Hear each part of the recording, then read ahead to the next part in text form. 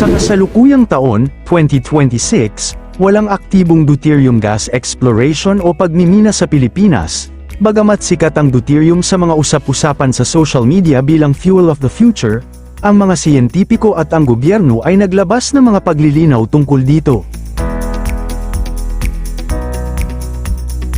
At bago natin ituloy, kung ikaw ay bago pa lang sa aking YouTube channel ay huwag kalimutan mag-subscribe at i-click na rin ang bell icon para lagi kang updated sa mga bago kong upload video. Ang mga claim na ang Pilipinas ang may pinakamalaking deposito ng deuterium sa mundo, partikular sa Philippine Trench ay paulit-ulit nang na-debunk ng mga eksperto. Ang deuterium ay hindi nakukuha sa pamamagitan ng paghuhukay tulad ng langis. Ito ay isang isotope ng hydrogen na matatagpuan sa tubig dagat sa maliit na konsentrasyon sa buong mundo, at kinukuha sa pamamagitan ng komplikadong proseso ng electrolysis at chemical exchange.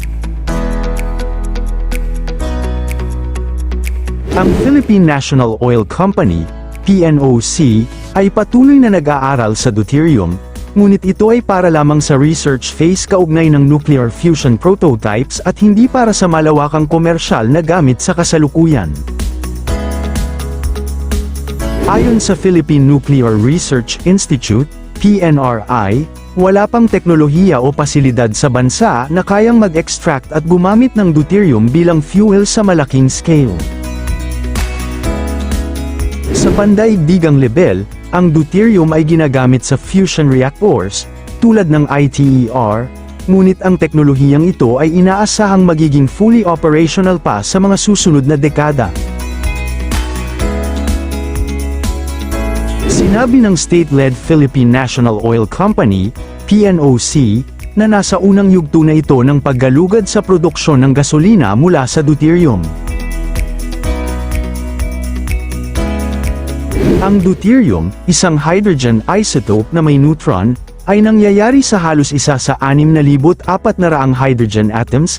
Ito ay sinasabing likas na sagana sa karagatan. Ang deuterium ay isang matatag na isotope ng hydrogen, karaniwan itong tinatawag na heavy hydrogen, dahil ang nucleus nito ay naglalaman ng isang proton at isang neutron, di tulad ng ordinaryong hydrogen na proton lamang ang laman.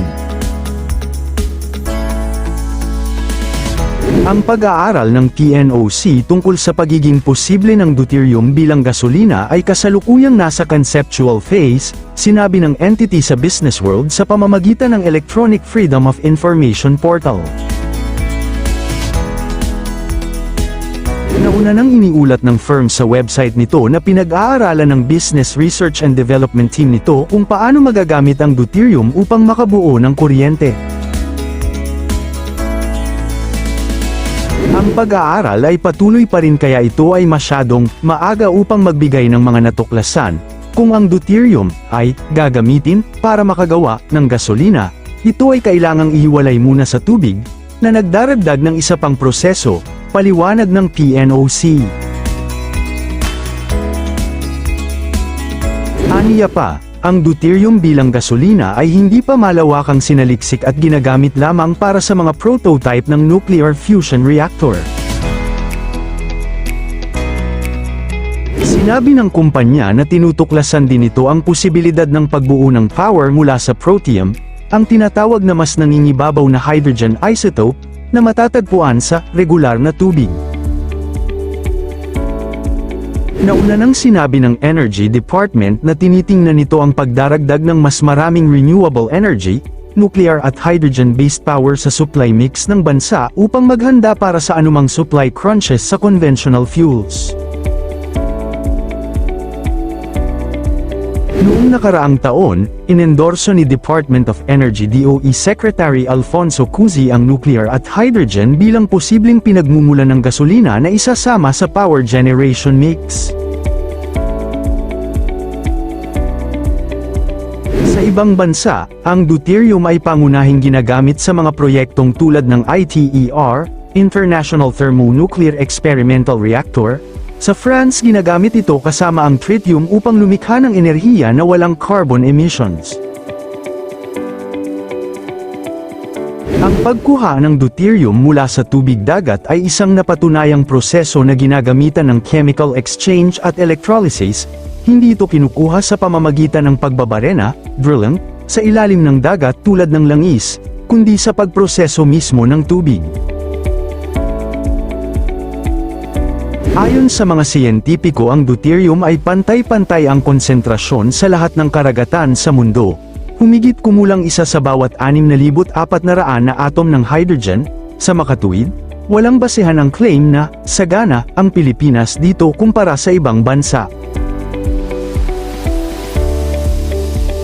Ang deuterium ay maaaring masubaybayan sa buong ikot ng tubig, na kilala rin bilang hydrological cycle, ang proseso ng paglipat ng tubig mula sa ibabaw ng Earth patungo sa atmosphere at pabalik sa tuloy-tuloy na cycle. Kung sakaling maging matagumpay ang teknolohiya sa hinaharap, ang deuterium ay maaari itong gamitin bilang pampalit sa mga tradisyonal na gasolina, LPG, at aviation fuel para sa mga internal combustion engine. Kapag sinunog, ang tanging inilalabas nito ay water vapor o singaw ng tubig, kaya hindi ito nakakasama sa kapaligiran kumpara sa fossil fuels. Ginagamit ang deuterium kasama ang tritium bilang pangunahing gasolina para sa nuclear fusion, na naglalayong magbigay ng halos walang limitasyong energy sa hinaharap. May mga pag-aaral na nagmumungkahi na ang tubig na may mababang deuterium ay maaaring makatulong sa pagpigil sa paglaki ng mga cancer cell at pagpapabuti ng memorya. Ginagamit ang deuterium oxide, heavy water, bilang tracer sa mga pagsusuring medikal upang mapag-aralan ang metabolismo at matukoy ang mga sakit. Ayon sa ilang proponents, kung ma-extract ang deuterium na ito, maaaring mabayaran ng bansa ang lahat ng utang nito at maging isa sa pinakamalakas na ekonomiya sa Asia.